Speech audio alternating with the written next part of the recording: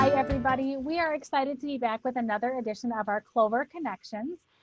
In the last few videos, we've talked a little bit about the three parts of a meeting, which is business, education, or shared learning in your club, and then the third part is recreation.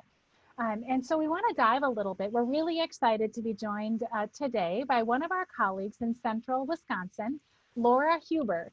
Laura is the Wood County 4-H program educator, and she has a really, really good experience in helping clubs figure out what recreation is.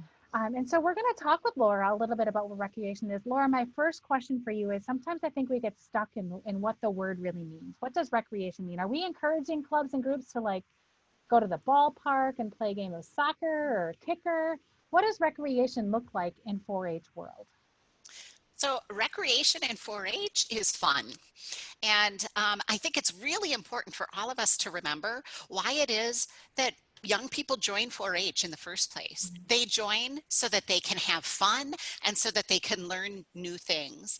So one of the things that I always focus on with my volunteers is to remember that if young people don't laugh and enjoy themselves at the 4-H meeting, we have really missed out, because those fun parts are what young people are going to keep coming back for. And ultimately, like, they can learn and they can develop all kinds of new things while they're having fun, right? They shouldn't even have to know that they're learning. And it's all of the pieces that we pull in to make it fun that makes up recreation. And sometimes it might be so formal as like an organized game. And sometimes it's just little games and activities mixed all throughout the meeting.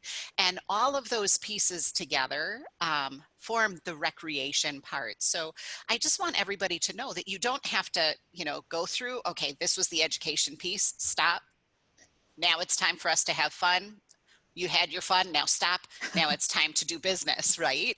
Like, we can have fun, which is the recreation, all throughout the meeting. That is so important to think about. And I think sometimes we, as an adult, I sometimes even struggle with that too, right? And so it's really lovely to hear someone talk about how if 4-H isn't fun, we're going to have a hard time getting kids to keep coming back. We've got a few more questions for you, so I'm going to turn it over to my colleagues to start asking the next questions. So I'm curious, Laura, can you tell us who should lead these activities, or who could lead these activities? Everybody. One of the things that I think we always need to focus on is 4-H is about developing young leaders. And so is there an age requirement? Is there a volunteer requirement? Is there an officer requirement to lead an activity? And the answer is no. Recreation is a great piece to invite our youngsters in. Is there anybody who would like to lead a game at our next meeting? You can get volunteers. And I've seen young people as young as 10 lead activities and games. It's a great chance for volunteers to take a step back and really boost the leadership development potential in our young people. And some of your clubs might actually have a dedicated officer or a part of the officer team that's in charge of that recreation. That's fantastic. And I would also encourage you to encourage that young officer to be pulling in the talents and the energy of other club members, because it really is a great opportunity to help young people not only feel like they're really truly a part of the club, but also to have fun while doing it. So it doesn't have to be hard. It doesn't have to be complicated, but it does need to be intentional and welcoming. I love how you started that with everybody, because then it doesn't rest on just me as a leader. It could be just anybody in the club. I think Jill has a great question for you as well. And I love, Laura, that you mentioned intentional and welcoming, because I feel like that is so at the heart of what we do in our 4-H clubs, in our community. And that lends me to, we've been doing a lot of things virtually. And I know this might be a place that people are struggling. So how do we create that welcoming, intentional recreation in virtual spaces? I know you had some really good ideas that I've been excited to hear about. Yeah, so I have been doing all kinds of things just to help, because we are all trying to learn in this unbelievable situation. None of us were prepared for this. So we're all scrambling to learn new ways to engage and have fun with young people. And sometimes I think the best way to do it is just to demonstrate. And how about we do an example? Would that be okay, Jill? Yeah, that'd be awesome. Thanks. Okay, so first of all, please notice that I use Jill's name. Just engaging her directly, calling her by name. Number one is going to pull her in. And then number two, when I ask everybody to kind of stand up away from their computers for a minute and ask them to go and retrieve an item that makes them happy. What it'll do is it'll help kind of get the blood flowing again. If everybody actually has to physically move, stand up and go and get something. And then when everybody comes back, I'd like you to share what it is that has been making you happy during this pandemic time. So I'm just going to stand up and I'm going to grab something. I'll be right back.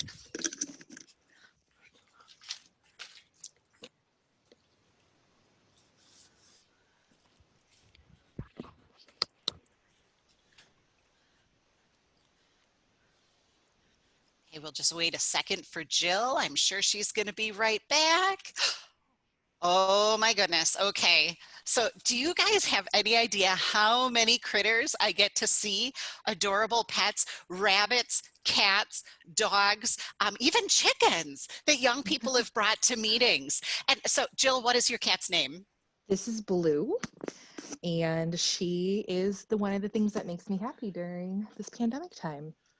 That's fantastic. And you know what? Young people can't help but smile when they're introducing their pets. So I love that you brought that in, Jill, because you know what? Just like a pet parade would be a great way to have fun in your club, to have young people like bring a pet. Maybe they don't have pets and they're going to bring a stuffed buddy or a doll. That works too. But it's a great way to engage and have fun. Melinda, what did you bring? Well, I enjoy coffee in the morning. That gets me started, and Diet Coke in the afternoon. So I brought two of the things that make me happy. Excellent. Perfect. I've never been a big coffee drinker, but I tell you what, now I have a coffee mug or a cup of coffee every single day. Dawn, how about you? I also brought a coffee mug because it's a great way to start my day, just taking a moment to kind of like take it all in and reflect and get the day started on a good note. Excellent. Thank you. And Marie? So this is not a coffee mug. My daughters and I had a chance to make this when we were visiting my sister. And of course I had to put a horse on there because that really makes me happy and I can't bring my horse in the house, Jill. So I wanted to share that because we have this cool horse thing that we put on this mug that my daughters and I made while we were visiting my sister. That's really cool. And Marie, I didn't even know that you could make mugs. So wouldn't this be a cool opportunity to see what the young people in your 4-H club have been doing? And then you could actually invite them in. Maybe they could do a demonstration or they could lead a project meeting virtually to show their friends in the club how they do that. And I'm just going to show you, I brought a big old tub of Sharpie markers. I'm not really an artistic person, but sometimes like the bright, brilliant colors of I don't know, it just makes me happy. And I have nothing fantastic to show for it at the end. But I've kind of got a Sharpie marker problem. So, so thanks for playing along with that with me. You know, it's just a quick energizer, and it lets you get to know the young people in your club better too. So I would also, I'm just going to let you know, I would also make sure that you include everybody. If you have one device with multiple young people on, make sure that you call out those siblings or those friends that are with your 4-H members so they also get to participate. It makes it more fun for everybody. And being left out never feels good. So that's one of the pieces that we need to remember with any kind of 4-H recreation or fun.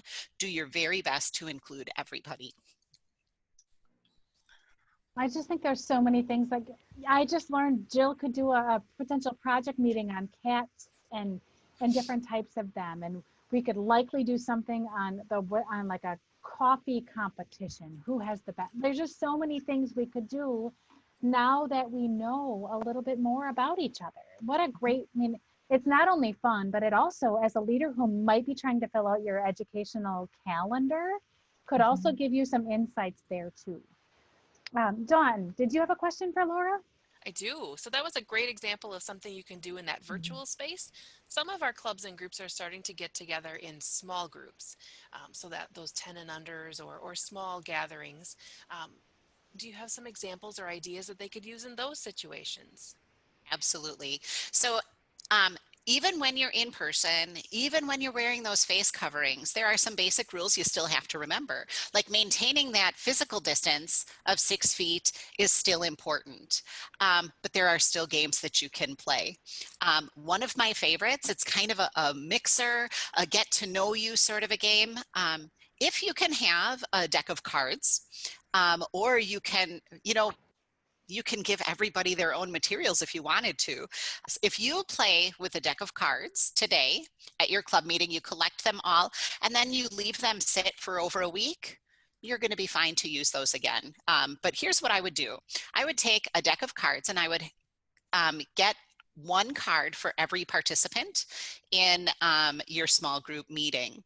And then you can use that to kind of group them up in different sorts of ways. So if you have an even number, all of the even numbers are going to come over here. Remember to stay at least 6 feet apart. And I would like all of the people with odd numbers over here and, keep the distance. And then you could play an assortment of different games. They might be get to know you questions. They might be, challenges. Okay, it's my turn in my little circle here, and I'm going to challenge everybody to hop on one foot. Great, so they get to, and then it goes on to the next person. Or let's see, do you have any really crazy talents? Let's see, can you roll your tongue? Yep, okay, great. Can you fold your tongue the other way? Instead of like a hot dog bun, can you fold it like a hamburger bun? I can't, but my daughter can.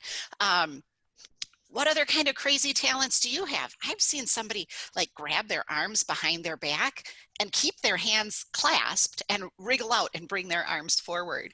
So that's just kind of a fun get to know you game too, where everybody gets to stay far apart, and yet it's just kind of wacky and fun. And it builds that fun, that laughter, and those smiles into the 4-H meeting. It reminds me of a game called What Are You Doing? So I do something, Marie asks what I'm doing, and I say something completely different than what I'm doing. So if I am climbing a ladder, I tell her I'm brushing my teeth, and now she has to brush her teeth. And so you go back and forth that way. Just some fun, creative ways just to showcase talent. I love all of these ideas. And then as Marie is brushing her teeth, she would be telling us that she was doing tying her shoes maybe, right? Oh, mowing your lawn. Yeah, perfect. So it's something that would kind of go around and include absolutely everybody in those small groups. You bet. Another one of my favorites is without speaking, can you line your group up in one way or another? So everybody has to figure out a way to communicate, and they're keeping their distance. So it might be, can you organize yourselves from oldest to youngest? Or could you create a line with your birthdays in order? So nobody has to touch one another. There's no materials or props being shared, but there's still a team building aspect to it. Like, how can we figure out how to communicate without voices and kind of meet the challenge? I think that's a lot of fun too. There are a lot of ideas for recreation. Laura, we could talk with you for hours, and maybe we should, team, and really do some more about this, because I think it could be really fun. But those of you out there, I would really encourage you to reach out to your local staff, your local educators who have bags and bags and bags of ideas and supplies and ideas that are low contact, no contact, maintains distance in the times when you do get together, and can be really fun if we're doing that virtual or hybrid space. So Laura, I want to thank you for joining us for this edition of Clover Connections. We hope that you join us back in the future. Everybody out there, thanks for watching and have a great day. Bye, everybody.